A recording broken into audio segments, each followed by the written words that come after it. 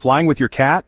Don't get turned away at check-in. Here's why carrier size matters. The carrier must fit under the seat in front of you and be airline approved. If it's even slightly too big, the airline can refuse to let your pet board.